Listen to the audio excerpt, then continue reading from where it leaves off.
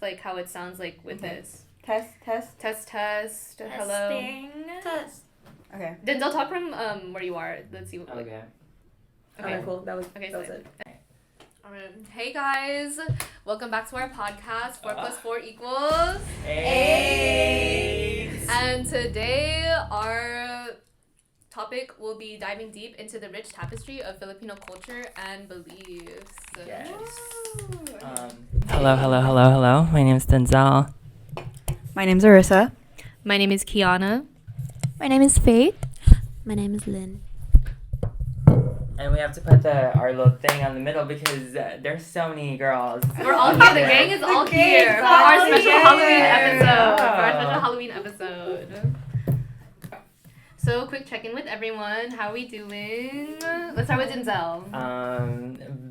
Stress. It's Halloween. I went to. There's so many birthdays. I have so many Libra friends. I went as Sailor Mars. Insert picture here. Insert picture here. Alright, but let's not talk about that. Let's talk about you.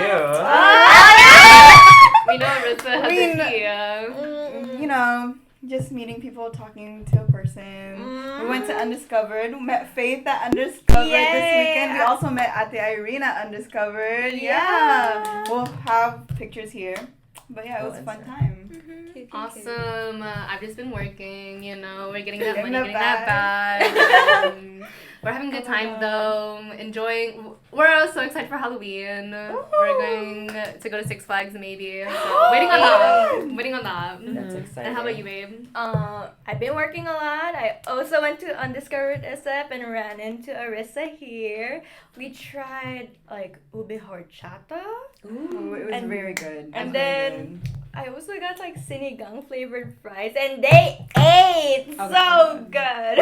Work. Cool. So I've also just been working. I work in a library, so we just decorated our shit, and we can curse, right? Yeah. We're adult, yeah. No, yeah.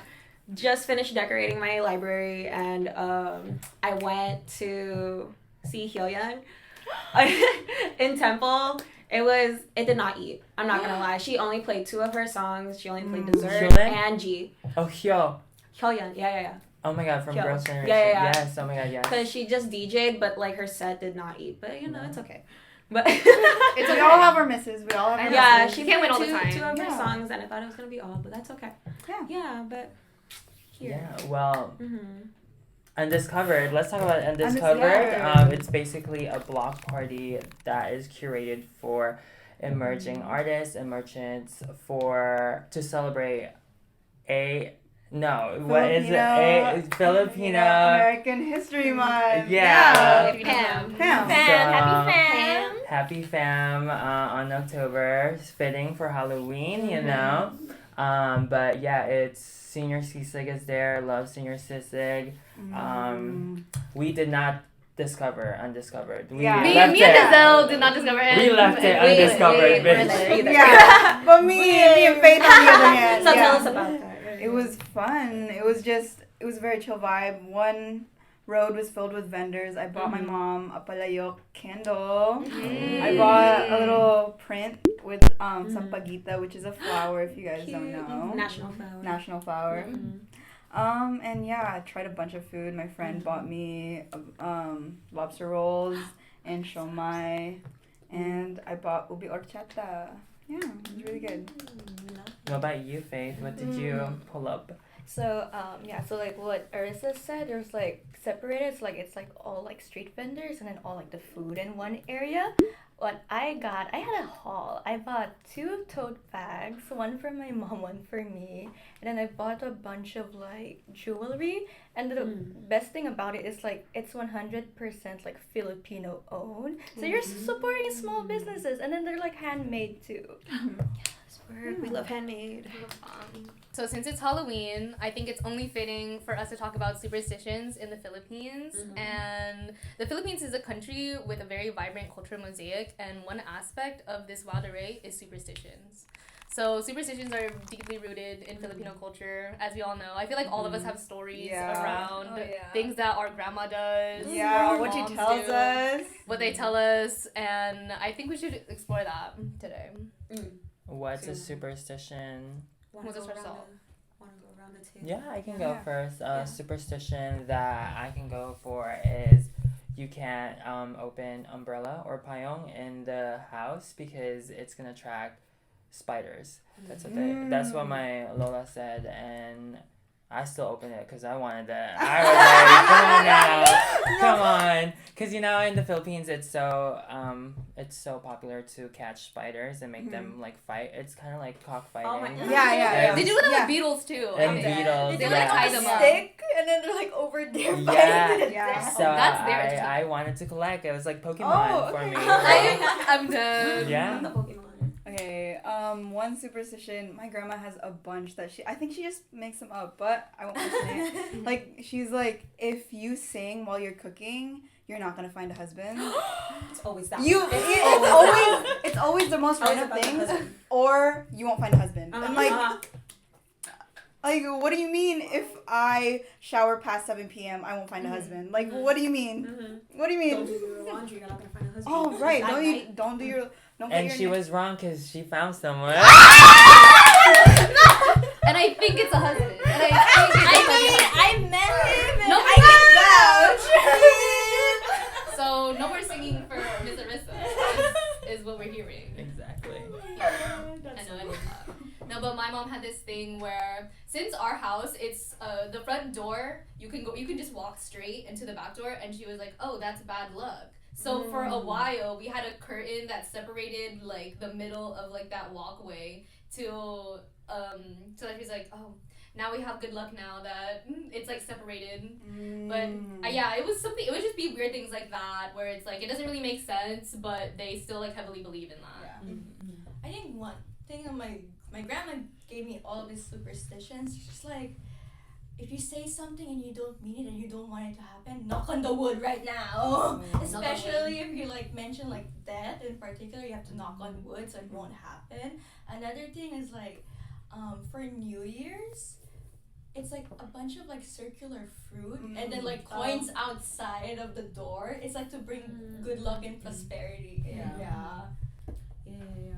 For me, my mom does a lot of weird shit, and I'm pretty sure she just like finds this on the internet and is just like, well, if Kim Chiu's doing it, then I'm doing it. Like, one of it is just like she'll like sleep with garlic under her like pillow, or she'll have like cinnamon sticks everywhere. She'll like the grape thing is like a good luck thing. So like you put grapes on your door frame, but she gets weirder because she'll like she'll have like basil like in a shot glass with like rice in there for some reason, salt in a shot glass. She'll have it in her car, and I have to explain to people when I take her car why there's like garlic in the cup. Oh my in the cup gosh. holder. Like anyways, really loves her garlic. Well, that's like one of the most our everyday superstition. But yeah, speaking about Halloween, don't you have a story? We have some stories to tell you. Brought to you by. I think we might have a ghost story to tell. Oh, really? Okay, so my mom was telling me about this one time where she was about my age. She was dorming with a bunch of her college friends, and there's 4 people in that dorm, including her. And this one night, she was telling me that when she went home late at night, and 2 of her roommates were already sleeping in their bunk beds. So it was her 2 roommates on a bunk bed, and then her and her other roommate on the other bunk bed. And so 2 of them were already there, and one was staying like somewhere else. Like I think she was staying at like a boyfriend's house or something. That's a tea. Okay. So she came home late at night, and her roommates were already sleeping. And she tells me that she feels something like come down and like lay next to her. And the thing is, they don't have any pets in their house, in their dorm. They don't. It's like the second. It's like they're multiple stories up, so it's not like someone can just like go through the window. Thank you, babe. It's not like anyone can go through the window, and the door didn't creak or anything. So it wasn't someone like that came into the room. And her roommates were already sleeping, so like what are they gonna do? Like go up and sleepwalk?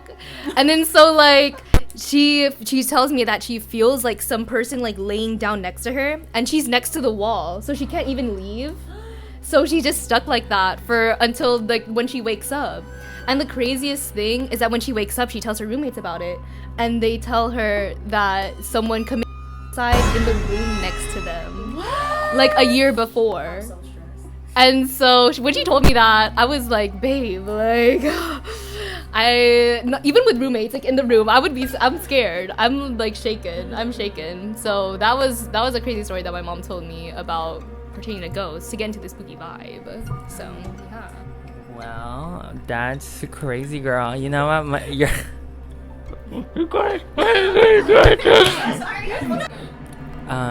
know what your mom should have done, girl?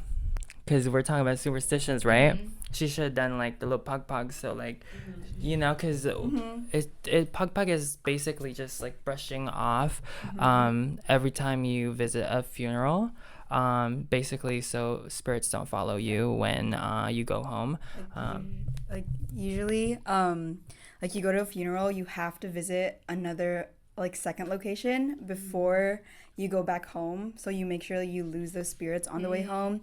For us, we usually go to the mall. Like when I attended a funeral back home, we went to SM Mall. Yep. Oh my God. And then we pug there, and then we went back home. So just like to cleanse like the spirits off our backs. Yeah. Yeah. Speaking of funerals, though, I think we should talk about someone's funeral. Ooh. Let's talk about what's the book name? Patron Saints of Nothing. Who wants to talk about it? Okay, so basically, the narrative of Patron Saints ended with June's funeral. June is the cousin that died due to the war on drugs in the Philippines. Sorry, spoiler if you haven't gotten that far. If you're planning on reading the book. Girl, you watch episode 2, it's episode 3. Yeah.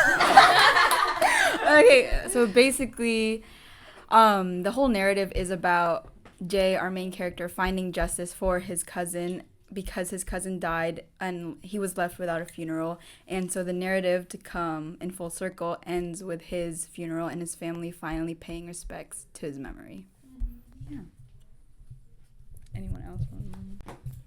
So, the good thing about this, the book, The Patron Saints of Nothing, is that it really ties into the reality that a lot of victims of the war on drugs experience. So, people back home talk about Duterte a lot and his war on drugs and like all these extrajudicial killings, and then it also caused a scene in the International Criminal Court because they were like, hey, that's a violation of human rights. Everyone has the right to live, even if they were a drug dealer or not, you know? And the sad thing is that a lot of the victims, even if they weren't or were not involved with drugs, there's now this stigma around them and their families. That's why their families can't hold a funeral for them. And it's sad. They can't pay respects to the memory because it's now tainted with not just blood, but like the stigma that, like, oh my God, was he really a part of drugs?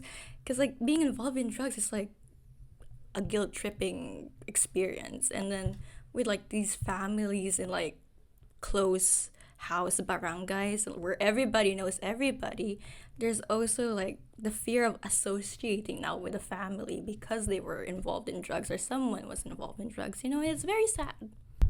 Cool. Let's connect the superstitions back to Patron Saints of Nothing.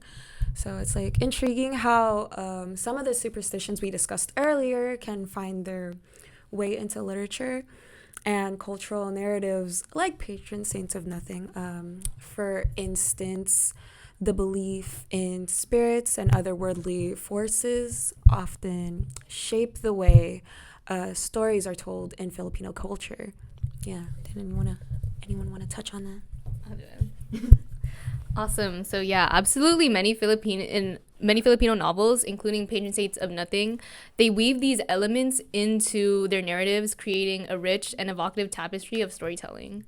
So superstitions, as we've seen, are a significant part of Filipino experience. And I think we have a lot more to add on to that. I feel like another reason why we're so obsessed with these superstitions and and weird little intricacies is because we're so rooted in religion. Even before colonization, we're very spiritual, and I feel like that has still found its way into modern Filipino culture. Yeah. Like folklore, like different kinds of folklore, like how we believe in like certain monsters, or how we don't go out at certain times of night, or like every time we enter a new house we have to say tao po, like we're asking to be greeted by a human, or we're saying that we are human ourselves. Like, you know, like we have such belief into these not even like, they're not even quirks, because they are, because I feel like that minimizes them, but they're like their culture. Yeah. Yeah, so yeah, that kind of ties in everything. Also, like the book title, as we talked about, is called Patron Saints. Oh, Saints, mama. Saints of Nothing. Basically tying the whole thing with religion also. Like, we can never escape Christianity and the Spaniards and what. Mostly, yeah. That guilt. Exactly. Yeah. But yeah, we also talked about how we interpreted the book title as because patron is like a funder, a sponsoree, you know, basically. And at the end, spoiler alert,